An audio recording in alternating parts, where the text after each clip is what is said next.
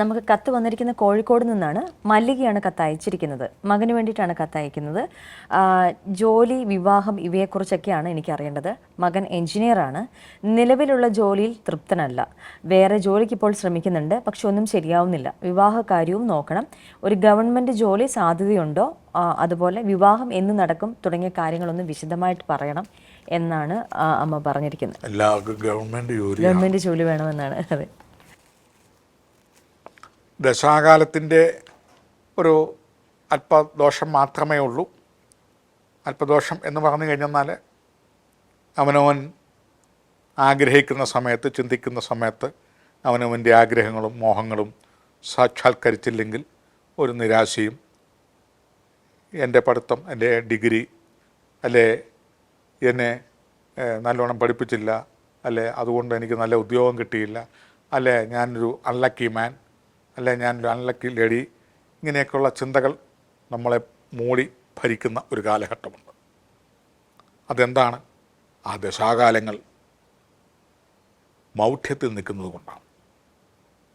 ഇദ്ദേഹത്തിൻ്റെ ശുക്രദശയാണ്. പ്രത്യേകിച്ച് മൗഢ്യമോ അല്ലെങ്കിൽ പാപഗ്രഹങ്ങളുടെ നോട്ടമൊന്നുമല്ല, കുംഭൻ രാശിയിൽ നിൽക്കുന്ന ശുക്രൻ്റെ ദശാകാലമാണ്. ഇനിയൊരു 2 കൊല്ലം കൂടിയുണ്ട്. അപ്പം 18 2 20 വർഷമാണ് ശുക്രൻ്റെ ദശ. അതിനകത്ത് വിദ്യാഭ്യാസവും കഴിഞ്ഞു, ഉദ്യോഗവും കിട്ടി, തൃപ്തനല്ല. ഡിഗ്രിയൊക്കെ ഉണ്ട്. ആ പഠിച്ച ഡിഗ്രിക്കനുസരിച്ച് ജോലി കിട്ടിയെങ്കിലല്ലേ തൃപ്തനാവുള്ളൂ. പലപ്പോഴും അങ്ങനെ തൃപ്തി ആകാത്തൊരു ധാരാളം പേരുണ്ട്. ആരും തൃപ്തരല്ല ബഹുഭൂരിപക്ഷം ആളുകളും. അതെന്താണ് കാരണം? ഇവിടെ ഇദ്ദേഹത്തെ സംബന്ധിച്ചിടത്തോളം കുംഭൻ രാശി എന്ന് പറഞ്ഞാൽ കുംഭം കുടം പോലെ എന്നാണ്. കുടത്തിനകത്ത് കിടക്കുന്ന ശുക്രനാണ്. വെളിയിലോട്ട് അതിൻ്റെ പ്രകാശം വരുന്നില്ല.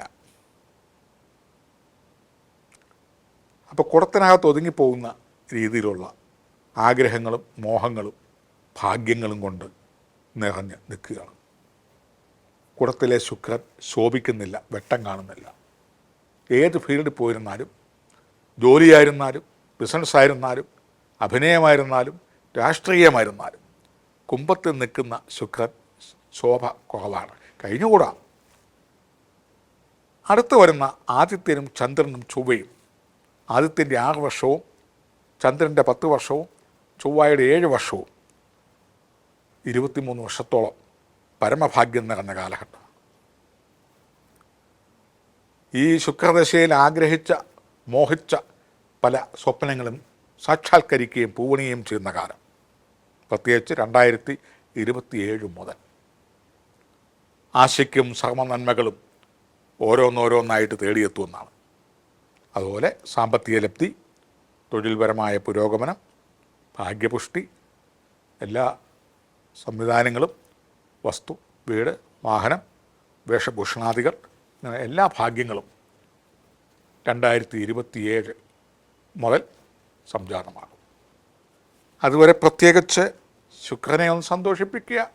വെള്ളിയാഴ്ച ദിവസങ്ങളിൽ ദേവീക്ഷേത്രത്തിൽ പുഷ്പാർച്ചനകളോ, വിളക്ക്, അതുപോലെ തന്നെ ഒരു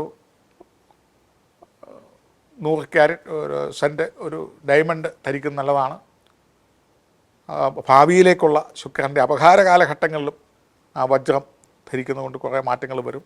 എല്ലാ വെള്ളിയാഴ്ച ദിവസങ്ങളിലും ലക്ഷ്മി പൂജകളും ദേവീക്ഷേത്ര ദർശനങ്ങളും ഒക്കെ നടത്തുക, ദാനധർമ്മങ്ങളൊക്കെ ചെയ്യുക.